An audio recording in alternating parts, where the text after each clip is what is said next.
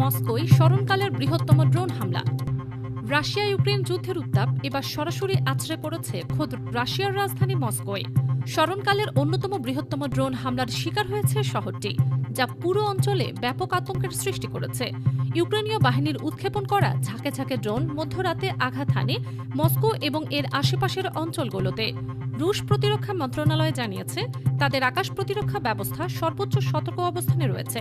প্যান্টোসির এবং S-400 এর মতো আকাশ প্রতিরক্ষা ব্যবস্থা ব্যবহার করে ইতিমধ্যেই বেশ কয়েকটি ড্রোন আকাশে থাকতেই ধ্বংস করা হয়েছে। তবে কিছু ড্রোন নির্দিষ্ট কিছু অবকাঠামোতে আঘাত হানতে সক্ষম হয়েছে বলে খবর পাওয়া গেছে। এই অভাবনীয় হামলার কারণে মস্কোর প্রধান বিমানবন্দরগুলোতে ফ্লাইট ওঠানামা সাময়িকভাবে বন্ধ রাখতে বাধ্য হয় কর্তৃপক্ষ। দামোদেদোভো বিমানবন্দরে রেড অ্যালার্ট জারি করা হয়, যার ফলে শত শত ফ্লাইটের শিডিউল বিপর্যয়ের মুখে পড়ে। সামাজিক যোগাযোগ মাধ্যমে ছড়িয়ে পড়া বিভিন্ন ভিডিও ফুটেজে দেখা যায় রাতের আকাশে একের পর এক বিস্ফোরণ ঘটছে এবং আতঙ্কিত সাধারণ মানুষ নিরাপদ আশ্রয়ের খোঁজে ছুটছেন।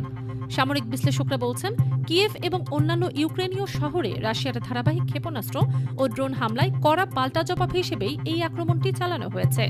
এই হামলার মাধ্যমে ইউক্রেন স্পষ্ট বার্তা দিতে চাইছে যে তারা এখন যুদ্ধের ময়দানকে খোদ রাশিয়ার মূল ভূখণ্ডেও নিয়ে যেতে সক্ষম। মস্কোর মেয়র সের্গেই সোবিয়ানিন এক বিবৃতিতে নাগরিকদের শান্ত থাকার আহ্বান জানিয়েছেন। তিনি নিশ্চিত করছেন যে জরুরি সেবা প্রদানকারী দলগুলো ক্ষতিগ্রস্ত এলাকাগুলোতে কাজ শুরু করেছে।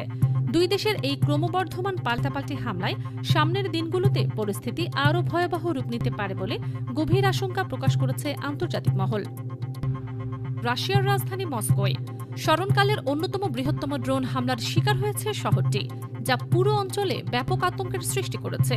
ইউক্রেনীয় বাহিনীর উৎক্ষেপণ করা ঝাঁকে ঝাঁকে ড্রোন মধ্যরাতে আঘাত হানে মস্কো এবং এর আশেপাশের অঞ্চলগুলোতে। রুশ প্রতিরক্ষা